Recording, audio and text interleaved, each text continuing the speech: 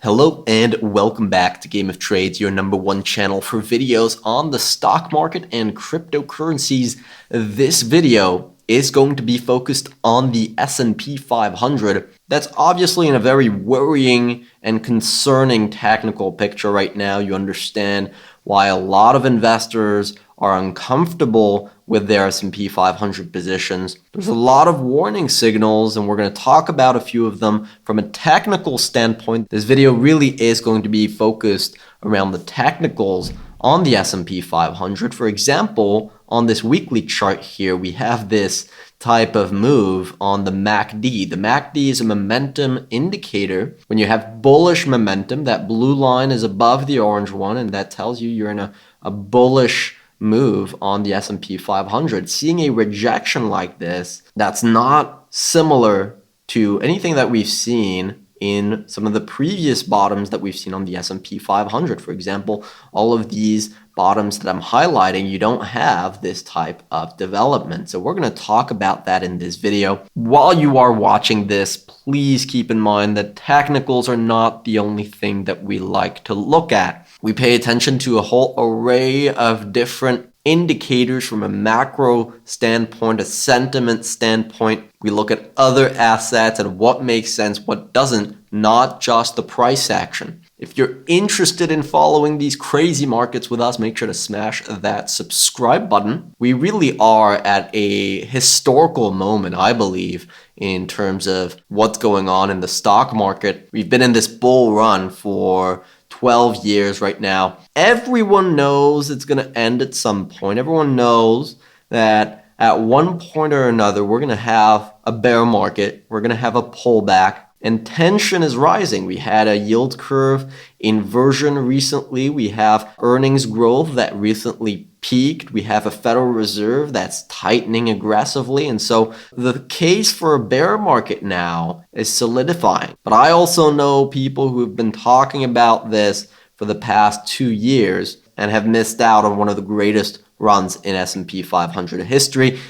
That's why it's so difficult, because it's often towards the end of a bull run that you have the largest amount of gains in the shortest amount of time. If you miss out on that, you can risk having a big opportunity cost on your capital throughout that type of period, and also risk capitulating at the wrong moment because you're missing out on that opportunity. So we really want to be as accurate as possible in our predictions, gather as much data as possible, and learn as much as possible as we go on this crazy path. Now, if you're interested in following these crazy markets with us, make sure to smash that subscribe button. And now, without further ado, let's get right into it.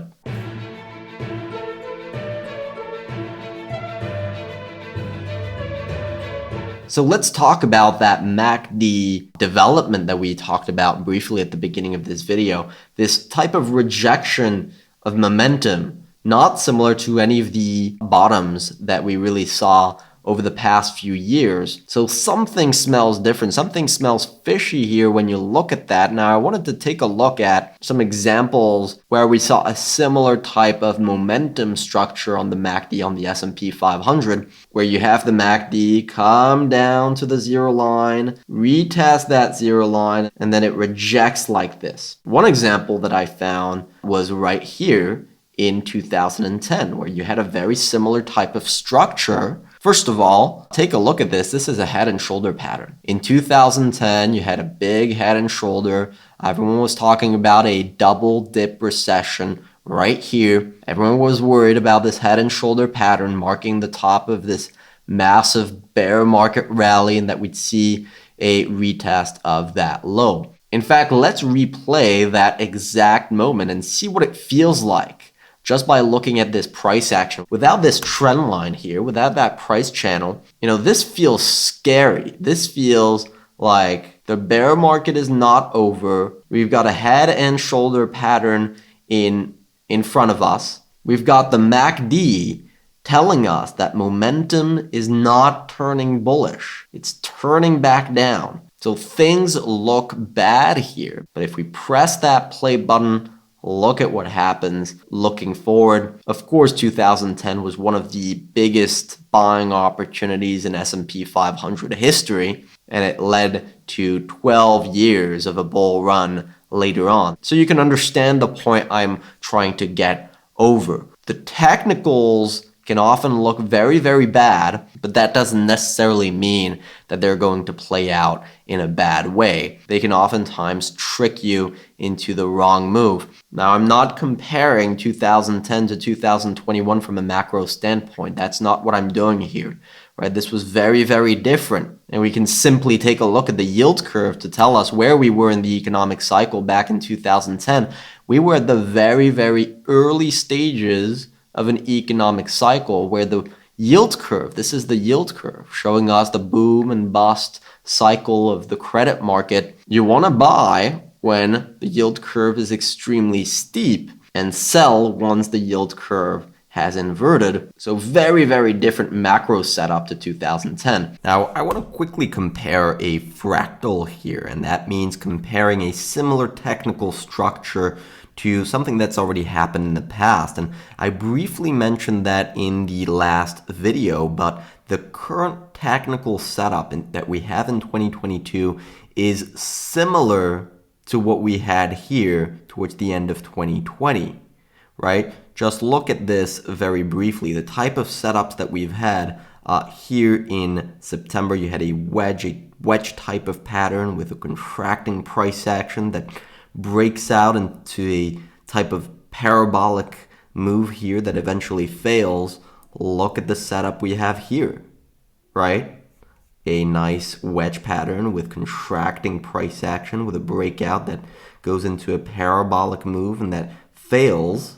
We can even take a look at the Fibonacci retracement levels on this move here. And why do we look at that? Because the counter trend rally, where it fails, tells a lot about what type of move this is. And you can see here back in October, you had the price take out that 61.8 retracement in a very impulsive manner. That tends to be bullish for the market. It tends to tell you that there's strength in this market. If we fast forward to 2022, you had a very similar type of development where the price broke out above the 61.8 retracement level in a very impulsive manner.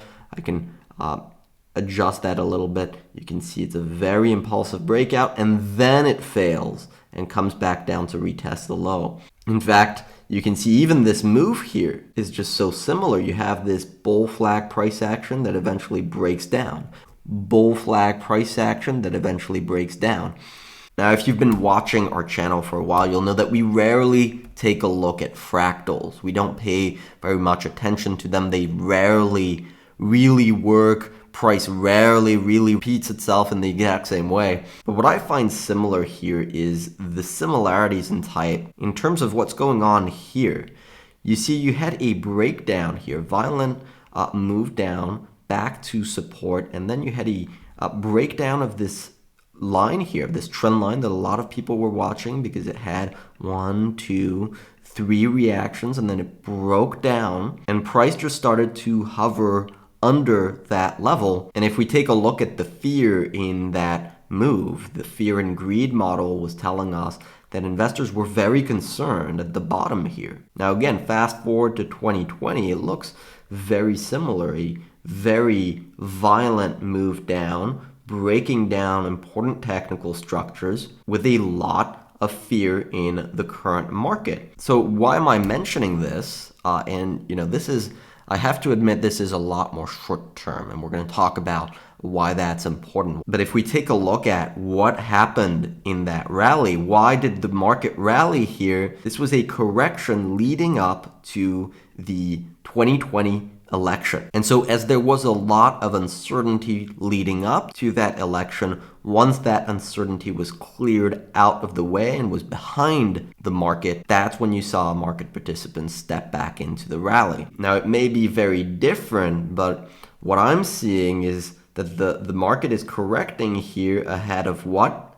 the FOMC meeting that's on the 4th of May. And this is what you'll often see. The market goes down leading up to the meeting, and then depending on what happens on the meeting, it rallies or it crashes down. That's exactly what happened in March here. Market was crashing leading up to the March meeting, and then it rallied into that meeting and broke out very, very impulsively here. So what's going to happen in this meeting here? That's the big question that everyone's asking. Let's take a look at the CME target rate probabilities. What's been priced in by the market in May? Currently, the market is pricing in a 99% chance of seeing a 50 basis point hike. That cannot be interpreted as bad news. If we have a 50 basis point hike out of the way, that cannot be interpreted as bad news. So I think personally, and this is an opinion, that we're going to rally following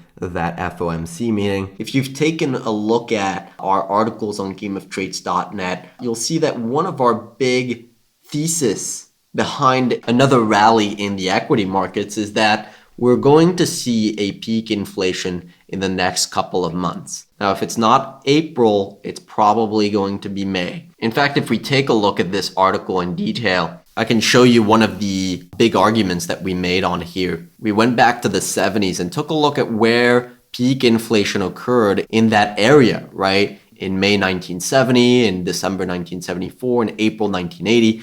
And I even took that December reading in 1990 just to take a look at what those dates are and how that reflects on the stock market. So let's go down and see those dates on the stock market, and you can see what happens to the equity markets following peak inflation: May 1970, December 1974, April 1980, and December 1990.